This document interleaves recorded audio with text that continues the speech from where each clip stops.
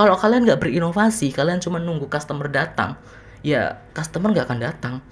Nggak ada sesuatu yang baru, nggak ada sesuatu yang menarik. So, buat inovasi. 7 tips gimana caranya mendapatkan omset ratusan juta rupiah meskipun kita punya customer hanya sedikit tanpa bersaing dengan kompetitor.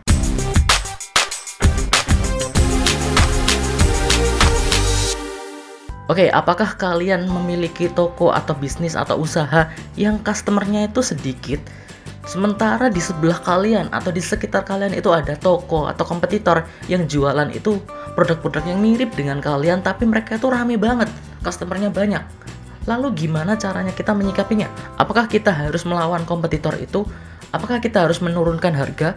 Apakah kita harus obral besar-besaran kayak gitu? Apakah kita harus promosi gede-gedean?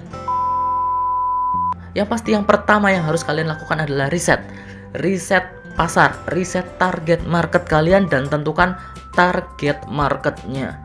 Jangan jualan seperti kompetitor. Katakan kompetitor itu jualan ke semua orang, kalian jangan tiru itu.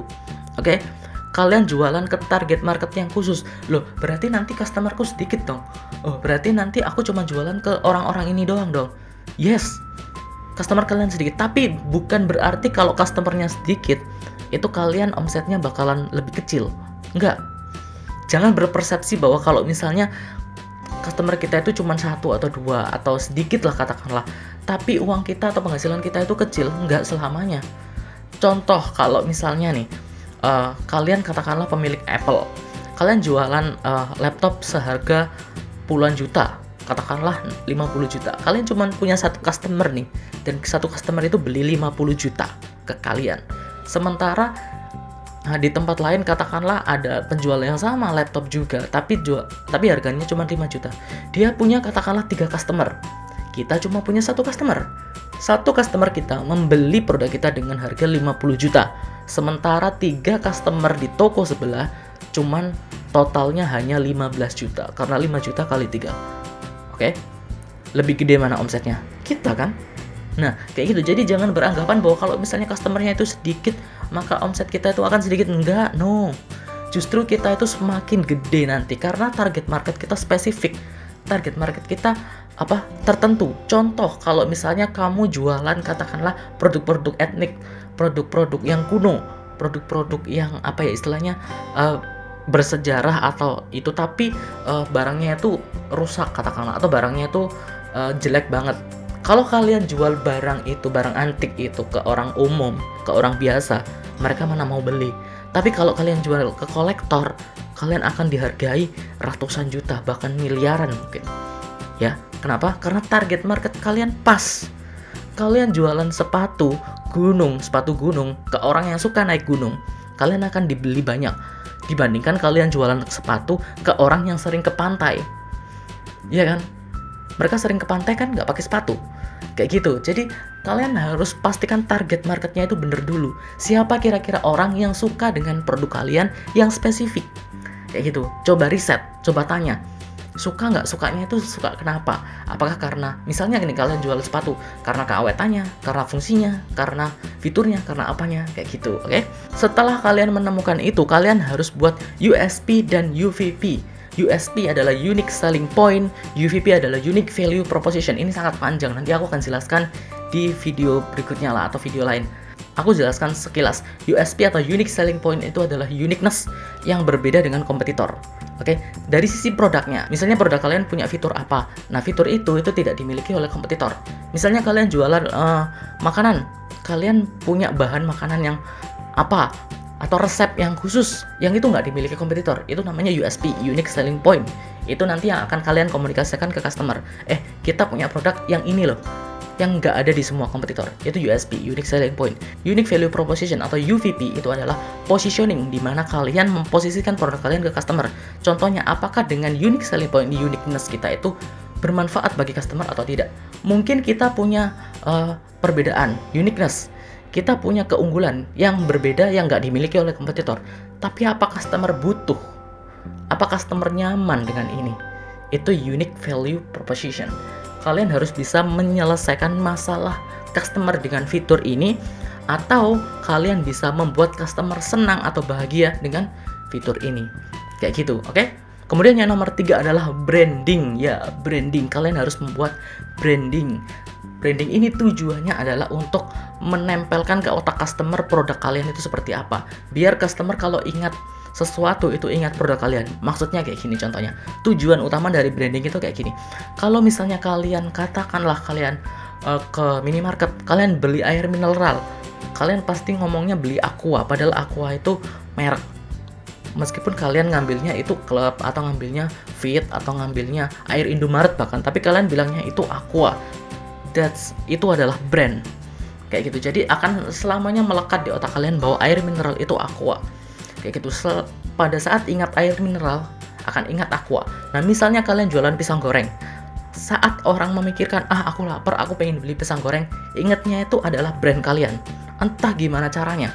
Kalian coba pelajari dari sisi Aqua. Nah, aku sebenarnya sudah merumuskan gimana caranya untuk branding di Bekal Bikin Bisnis juga, tapi itu hanya sekilas doang ya. Untuk lebih jelasnya nanti aku akan buatkan video khusus kalau misalnya kalian suka, kalau misalnya kalian ini request aja lah di kolom komentar atau di beberapa videoku terserah. Kalau misalnya kalian suka atau ingin mempelajari lebih dalam tentang branding, nanti aku akan jelaskan gimana caranya untuk mempositioningkan brand kalian atau merek atau produk kalian ke dalam mindset atau otak customer. Yang nomor 4 adalah selalu inovasi produk. Kalian harus selalu berinovasi. Kayak gitu, at least 1 bulan sekali akan ada launching produk baru. Contoh, kalian jualan pisang goreng, kalian jangan cuma jualan pisang goreng satu gitu aja. Enggak, kalian inovasi. Misalnya pisang goreng bentuk A, launching di bulan ini. Bulan depan, pisang goreng rasa apa yang aneh kayak gitu. Misalnya bulan depan lagi, pisang goreng dengan packagingnya, katalah packagingnya dibentuk kayak BTS atau apa kayak gitu, kayak kemarin yang McDonald itu.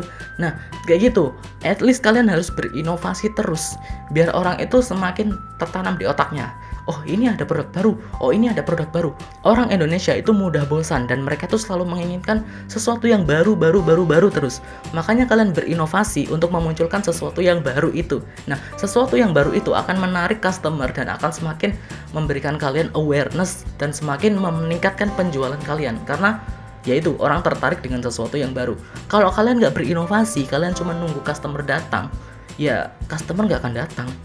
Gak ada sesuatu yang baru, gak ada sesuatu yang menarik. So, buat inovasi. Yang nomor 5, selalu buat customer database yang detail. Aku selalu menekankan ini di beberapa videoku. Kalau misalnya kalian jualan itu kalian catat datanya customer. Misalnya customer datang, at least tanya nama sama kontaknya. Entah itu email, nomor HP, sosial media, alamatnya di mana. Catat. Kenapa dicatat?